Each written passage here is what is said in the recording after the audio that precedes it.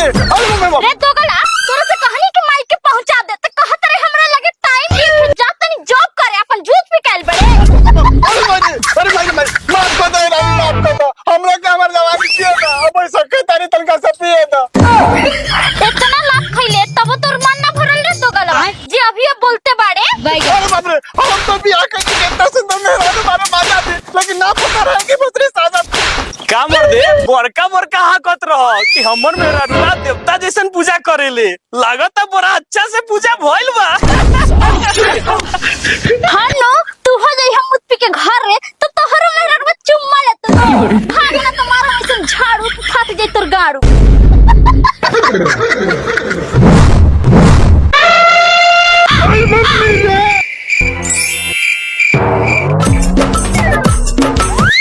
हे हमर सोना मम्मी तो चोटो लगल है का चलो ना माई के पहुंचा दो माई बहुत बीमार बाड़ी। भाग बोसी अभी कहा तेरे सोना बाप हमारे से पहले ना सोच ले कि मारा शादी जा रहा हूं। दे देगा दे माय अब ना रहला चल घरे।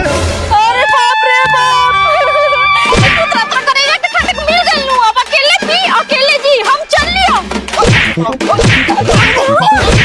अरे माई रे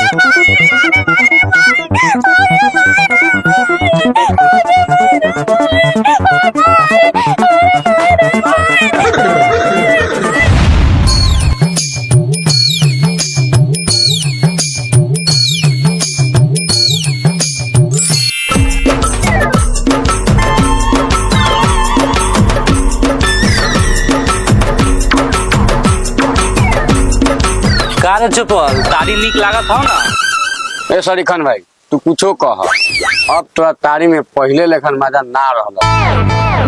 मदर चोदो हमरा ठूडी पर चढ़े में गांड फाड़ जाला आ तोरा तारी के टेस्ट ना बुझाला। ए सॉरी खान भाई हमरा के तचका तारी दी हो, काहे कि बासी तारी से हमरा निशा हो जाला और वो से खराब हमार दिशा हो जाला। रे हे बहू पिए ला तो चुपचाप पितारी न तो मार के फाड़ दे हम गाड़ी। जे हमर तारी के ताजा बसिया कहले त मिले मारना तारी के ढेका।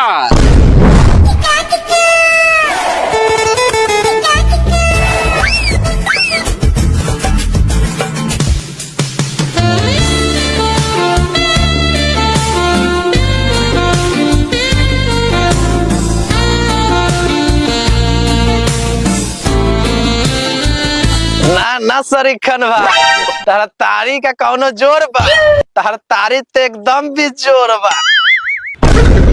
अबे साले